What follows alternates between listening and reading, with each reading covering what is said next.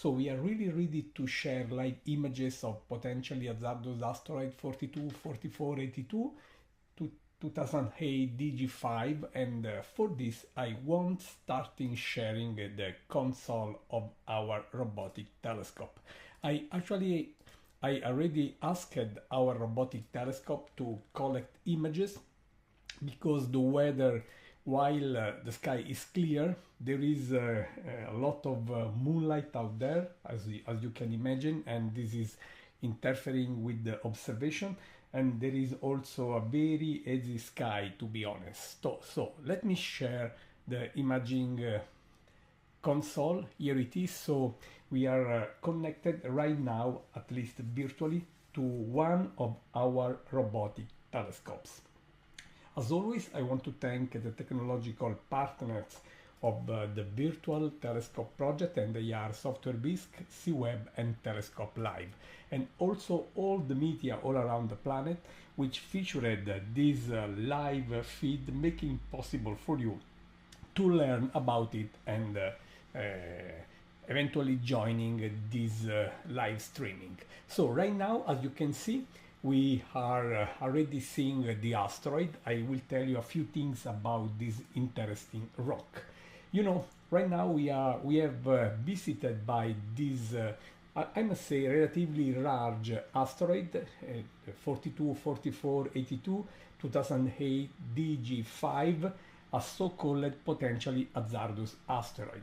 While I am speaking, while you are here, this rock is basically at its minimum distance from the Earth. It's 3.5 million kilometers, more or less 9 times the average lunar distance. So this is an absolutely safe, I want to underline distance, so really no risks at all for our own planet Earth, but still a short distance on as for considering typical distances from asteroids. First of all, I want to also explain why we call asteroids like this potentially hazardous ones. It's just a precise definition. Every asteroid larger than about 140 meters and moving on an orbit bringing it closer than 7.5 million kilometers from us is formally flagged as a potentially hazardous asteroid. Of course, this is not saying at all that an impact is imminent. It is just saying that the rock is large enough and coming close enough to suggest us to keep an eye on it. This is why you have a number of these objects. And this one, the 2008 DG5 potential hazardous asteroids, is significant as for its size. Its diameter is interesting. Perhaps you have already read this, and I want to remind you that this object is has a size between 320 meters and 700 meters, so this is quite large. We really don't want an asteroid of this size hitting our planet. This object has been discovered in February 2008 by our colleagues at the Catalina Sky Survey, and as I said and I repeat, this object is right now approaching its minimum distance from us. Unfortunately, clouds are really getting stronger and stronger in our sky, so I suspect that soon we will see no longer the asteroid, but at least I'm happy that we are having some images. The telescope is taking images of this object. You can see the asteroid like a sharp dot of light here, while the trails you see on the background are stars. Why we are seeing this?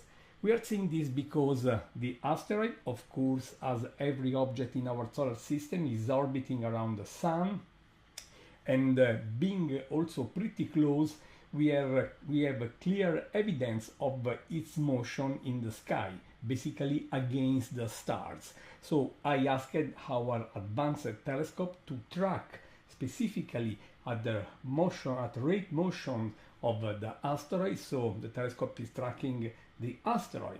So stars are apparently moving on the background, and you can see here how the trails now have such a variable brightness, because during the exposure, 2-minute exposure, the thickness of clouds increased, just acting as a stronger and stronger filter. This is why the trail has not an homogeneous constant brightness, and the asteroid is now so faint. It is just the clouds just entering the sky.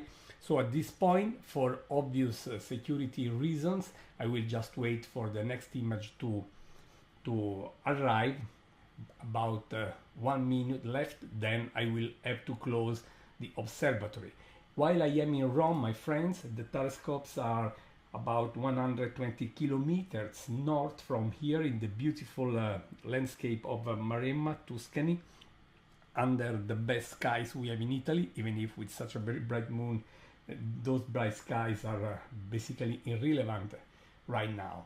So unfortunately, I do expect a very bright image, because we have plenty of clouds just spreading the lights of the moon, but at least we could enjoy and still see in this very likely last image an hint of the potentially hazardous asteroid 2008 DG5. So as I said, right now it's at about 3.5 millions of kilometers, and its relative speed relative to the Earth is a bit more than 7 kilometers per second. And having an asteroid of that size coming that close, it's not frequent. Something like this is happening basically one time on average, one time every year, more or less.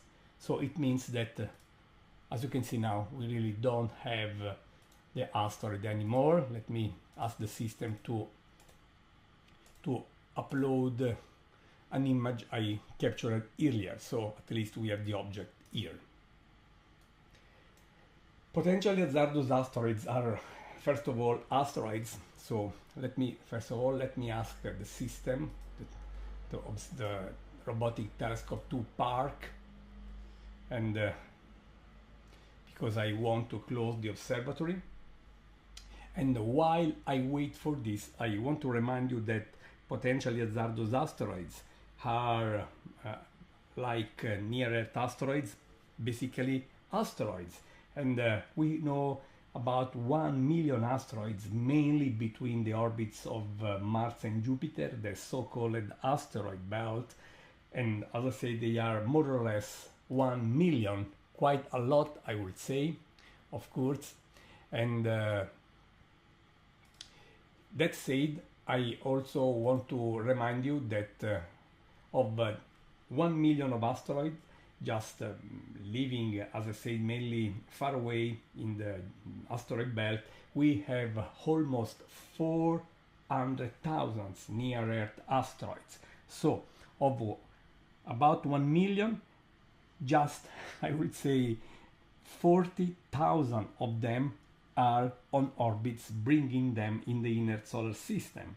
And of those 40,000 objects, and we call them near-Earth asteroids, near-Earth objects, because they can reach the inner solar system when the Earth is. So of those 40,000, I want to remember that about 11,000 are potentially hazardous objects. We really don't want an asteroid hitting our planet. This is why we are looking for those objects. There are very productive telescopes just surfing the skies every clear night in order to hopefully find every asteroid approaching our planet.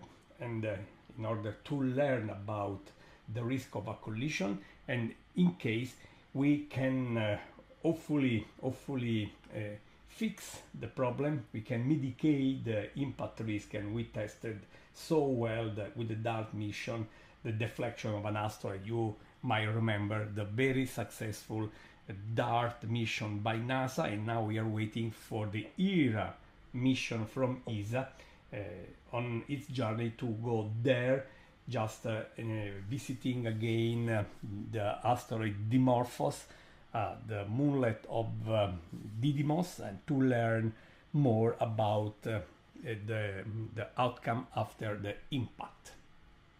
So I'm just going to close the observatory. As I said, let me just give me 1 minute or so to be sure that I will not risk my telescope friends. I really don't want this kind of risk.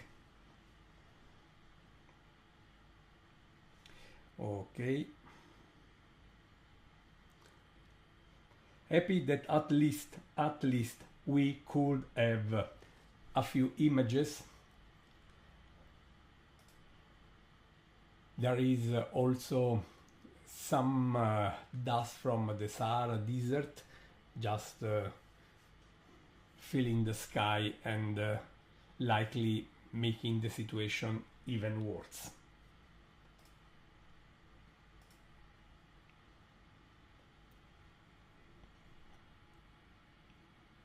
Yes, the asteroid is way too faint to be seen by naked eye, and a few days ago it was a bit brighter because the geometry between us, the asteroid and the sun, was more favorable, and it was easy to image the object even with very small telescopes. So I actually recommended to many friends to try that.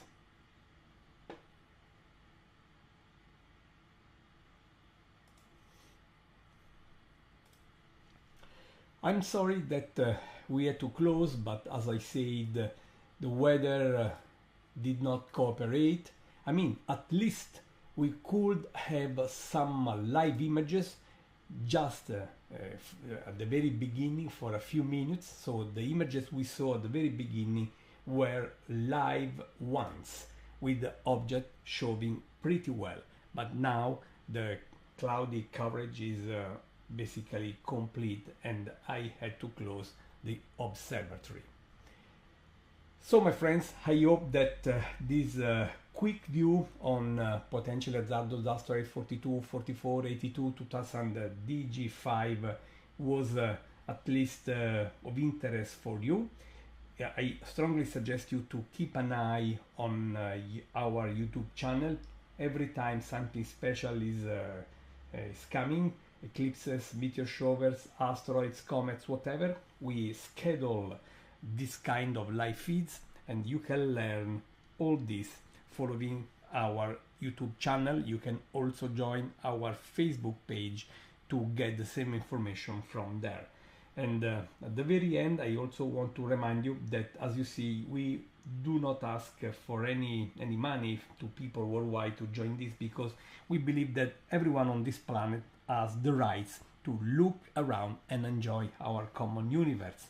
But at the same time, this does not mean that we don't have to pay bills and so on. So you are always invited to consider supporting us. You can donate whatever you want. Just visit www.virtualtelescope.eu/donate. This way you will help us keeping this project alive and keeping our live feeds coming. We have been doing this now for almost 19 years. We have been featured by the most important media worldwide, by the most important newspapers, press agencies, just to remind how those are trusting our project, and our reputation is so huge. So thank you very much, friends. I am looking forward to share more of our universe with you. So keep an eye on the Virtual Telescope project, but even more, keep an eye up there and enjoy the night sky. Gianluca Masi, Virtual Telescope Project. Bye bye. Good night.